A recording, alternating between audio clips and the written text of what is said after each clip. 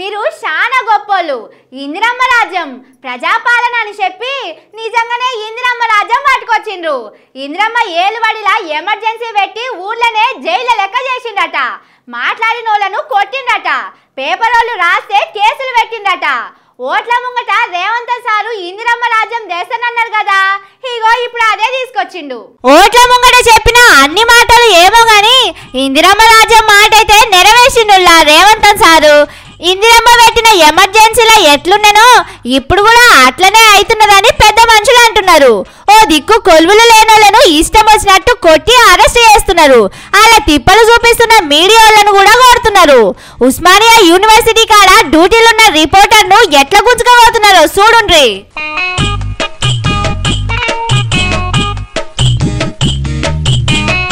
నిన్న బల్కంపేట ఎల్లమ్మ గుడి కాడ ఓ రిపోర్టరు డ్యూటీకి పోయింది. లోపలికి పోతాంటే పోలీసులు నూకేసిండట.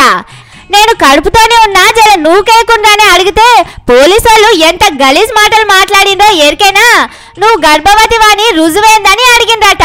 పోలీసులకు కళ్ళు అంతగానం నెత్తికెక్కినట్టున్నాయి.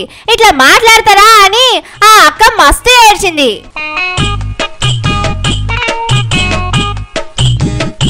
మొన్న డిఎస్సి వాయిదేయాలని విద్యాశాఖ ఆఫీసు కాడ లొల్లి అయినాడు కూడా మీడియా మీదకి ఉరికొచ్చిండ్రు. ఇక్కడ ఉండొద్దు, లొల్లి చూపియొద్దని గుంజుకపోయిండ్రు. ఇదేందని అడిగితే ఎట్లా లొల్లి పెట్టుకున్నారో చూడుండ్రి. ఇక్కడ గట్టిగా మాట్లాడినందుకే ఇవాళ ఉస్మానియా యూనివర్సిటీలో ఈ రిపోర్టర్ను అరెస్ట్ చేసినట్టున్నారు. అంతకు మొదలు పబ్లిక్ సర్వీస్ కమిషన్ ఆఫీస్ కాడ ధర్నా అయినాడు కూడా ఓ ఛానల్ రిపోర్టర్ను గుంజుకపోయిండ్రు. నేను రిపోర్టర్ అని చెప్పినా వినలే. అట్లనే కరెంటు ఊగే పోతున్నది. మాకు తెలిసిన వాళ్ళు ఇట్లా తిప్పల పడ్డారని రేవతి అనే ఓ జర్నలిస్టు సోషల్ మీడియాలో పెట్టింది. అగో అట్లెట్లా పెడతావని కరెంట్ వాళ్ళ కంటే మొదలే పోలీసు వాళ్ళు ఊరుకొచ్చి ఆమె మీద కేసు పెట్టిండ్రు.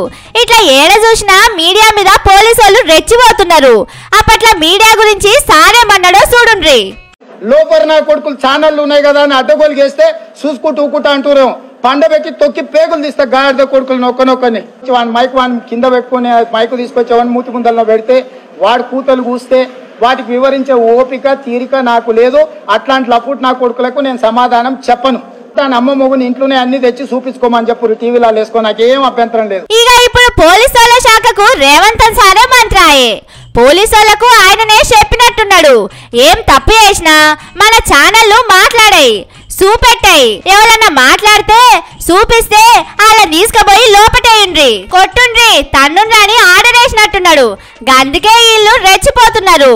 లేకుంటే మీడియాలతోని పోలీసులకు ఏం పంచాది చెప్పుండ్రి. కొలువుల గురించి అడిగితే చదువుకునేటోళ్లను తిట్టిను రేవంత్ సారు. ఇప్పుడు టీవీలోళ్ళు పేపర్ వాళ్ళు అడిగినా అట్లనే తిడతారు కావచ్చు.